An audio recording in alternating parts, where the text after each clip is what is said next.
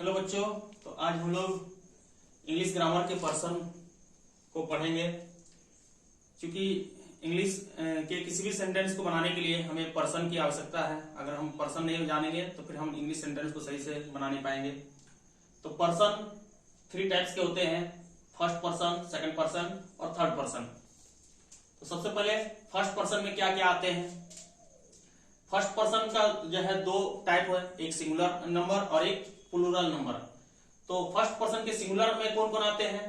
तो first person के singular में आई, मी, माय और माइन, ये सिंगुलर में आते हैं। जैसे सब्जेक्टिव केस जब लेंगे तो जो है इसका सिंगुलर में आई आएगा और आई का प्लूरल वी होता है।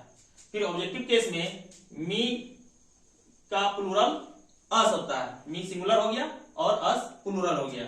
फिर पॉसिव केस में माय का प्लूरल आवर होता है और माइन का प्लूरल आवर्स होता है। ये सिंगुलर हो गया, ये प्लूरल हो गया। ये हो गया मेरा फर्स्ट पर्सन। अब जब सेकंड पर्सन में जाते हैं तो सेकंड पर्सन में भी उसी तरह से सिंगुलर और प्लूरल होता है। तो सेकंड पर्सन के सब्जेक्टिव केस में सिंगुलर में यू होता है और यू का जो है प्लूरल भी यू ही होता है। फिर ऑब्जेक्टिव केस में भी यू होता है और यू का प्लूरल यू होता है।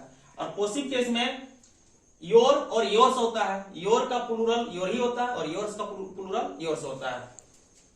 ये मेरा सेकंड पर्सन हो गया। इस तरह से थर्ड पर्सन में जब जाते हैं तो थर्ड पर्सन में भी सिंगुलर और प्लूरल होता है। तो थर्ड पर्सन में कौन कौन सिंगुलर में आते हैं, ही, सी, इट, ये थर्ड पर्सन के सिंगुलर में आ गए हैं, ये सब्जेक्टिव केस के लिए।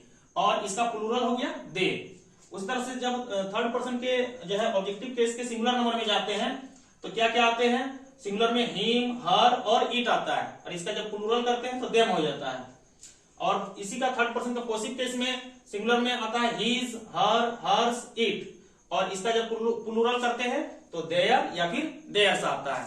इस तरह से ये मेरा पर्सन हो गया और इसको अगर हम बढ़िया से जानेंगे तभी हम इंग्लिश सेंटेंस को सही से